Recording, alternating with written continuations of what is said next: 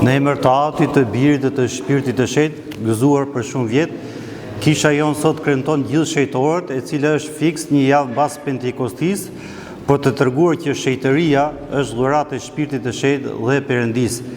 Emri i dytë që mban kisha jonë është gjithë shejtorët, sepse emri i parë është ngjyrasimi i Qefalonis. Të thirrur shejtor. Kisha ortodokse nuk fabrikon shejtor. Shejtëria është qëllimi, drejtimi, kuptimi i jetës së krishterë. I krishteri jeton në kishë, e cila është e shenjtë. Ai është i vajosur me mirën e shenjtë dhe e ka marrë vulën e Shpirtit të Shenjtë.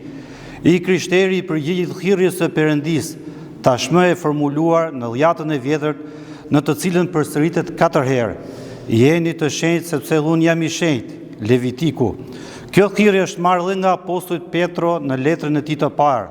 Ashtu siç ai që ju thirrri është i shenjtë, ju gjithashtu bëhuni të shenjtë.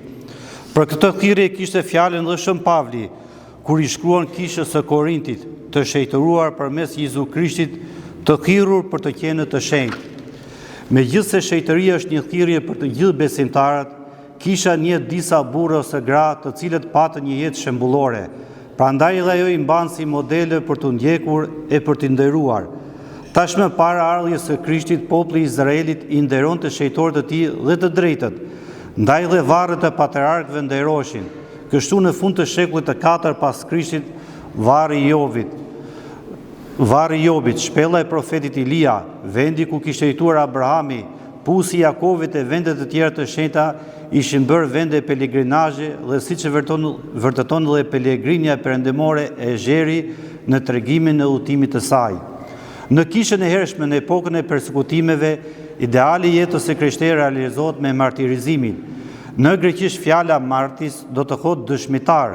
Kështu dhe kuptimi i parë i fjalës martir nënkupton një të krishterë që pohon publikisht besimin në Krishtin dhe që si pasojë ishte keq trajtuar me mënyra nga më mizoret.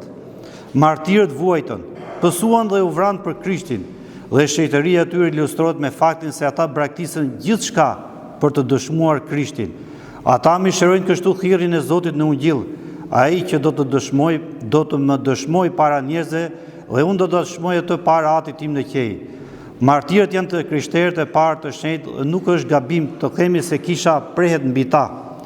Që në shekujt e parë kisha kremtonte kujtimin e martirëve të parë, duke i përkujtuar ditën e martirizimit të tyre, të lindjes së tyre në qiell, duke kremtuar dhe Eukaristin hyjnore mbi varret e tyre dhe gjithashtu duke shkruar emrat e tyre në listat e shejtorëve.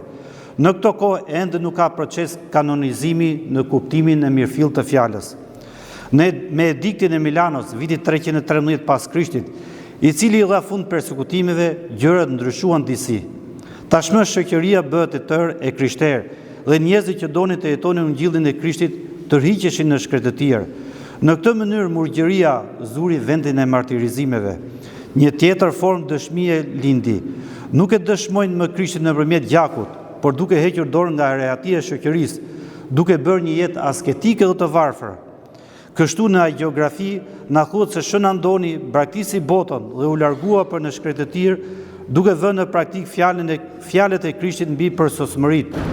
Nëse dëshiron të bësh i përsosur, shkoheshi gjithçka që ke, jepu të varfërve dhe më ndiq. Që atëherë shumë njerëz imituan këtë lloj jete dhe e konsideruan si model të virtytit. Megjithatë, shejtëria nuk fitohet vetëm në shkretëtir. Shumë burra e gra në kushte nga më të ndryshmet kanë jetuar shpëtimin. Prandaj edhe kisha një kategori të ndryshme shejtorësh, por shejtorët nuk janë vetëm modele, ata ndërmjetojnë dhe luten pa pushim për ne dhe ju përgjigjen lutjeve tona duke kryer dhe mrekulli. Bashkimi në lutje kishës militante e asaj triumfale quhet kungimi i shejtorëve. Kështu në lutjen e pandërprerjet të shejtorëve, kisha dallon pas të Tërëshetës Mari dhe Shën Jan Pagzorit grupe të ndryshme shejtorësh. Fillimisht kemi shejtor profet, të cilët lajmëruan ardhjen e Krishtit dhe apostujt që predikuan Ungjillin në tërë dheun. Kisha gjithashtu ka dhënë dhe emërtimin e apostujt, pra i barabartë me apostujt, që punuan në kohë të ndryshme si apostujt, dhe është rasti Shën Kirilit të Metodit që ungjillizuan slavat. shën Vladimirit të Madh të Rusisë që bëri të krishterë Rusinë e vjetër, Rusinë e Kievit. Më pas vinë dhe martirët që dëshmuan Krishtin dhe hoqën shumë për të. Kisha ruan titullin konfesor ose refyz për të krishterët që dëshmuan Krishtin gjatë persekutimeve, të cilët nuk u vranë, por duruan ofendime. Megjithëse periudha më e madhe e persekutimeve përfundoi në vitin 313. Kisha njohë më vonë valë të tjera persekutimesh, prandaj ka dhe martirë të tjerë si pas shekullit të 4. Përgjithsisht, termi martirë i ri shënon martirët e epokës së pushtimit otoman, apo në pushtetin komunist. Kisha nderon dhe murgjit e shenjtë dhe gratë e shenjta. Mes tyre disa mishruan marrëzin me Krishtin, për të cilën flet dhe apostull Pavli. I emërtojmë me termin i marrë me Krishtin. Kemi dhe hierarkët e shenjtë, titull rezervuar për peshkopët e shenjtë që nga shenjtëria e jetës së tyre kanë shkëlqyer në predikimet, në shkrimet, në mësimet e tyre, si Shën Jan Gojarti, Grigor Teologu, Shën Vasili Mall, ose nga zelli baritor që kanë pasur si Shën Nikola, Shën Joan Përdëllimtari. Pak më vonë, shikojmë dhe prithërie të martuar, të cilët shkëlqyen me anë të përkushtimit të tyre baritor, mësimin dhe mëshirën e tyre si Shën Jan Kroshtadit ose Shën Joan Planasi. Kisha jep dhe emërtimin i drejtë për patriarkët dhe disa personazhe të dhjatës së vjetër, si Jobi i drejtë, dhe laikët e shenjtë si Shën Joakimi, Shën Ana, prindit të tërshenjtës, Shën Zahari dhe Elizabeta, prindit të Shën Jan Pakzorit e tjerë. Kemi shenjtorët anargjent, shumit të cilët ishin martirë, si Shën Pandelimoni, Kozma dhe Damiani, Arab dhe Roman, Shën Joani dhe Kiri, të cilët shëronin falas njerëzit, dhe sot nuk pushojnë së bëri mrekullit të tjera. Këtë shenjtorë mishëruan fjalën e Krishtit kërkon, falas morët, falas jepni. Termi çuditbërës shënjon shenjtorë që kryen vazhdimisht mrekulli të shumta dhe mund të marrim si hierarkët, për shembull Shën Nikola i Madh, Shën Nektari, murgjit e shenjtë si Shën Sergji, por edhe martirët Shën Gjergji, Shën Dhimitri të tjerë. Nuk duhet të shikojmë asnjë lloj grade në këtë klasifikim. Nuk ka ndonjë kategori që të jetë më shenjtë njëri se tjetri.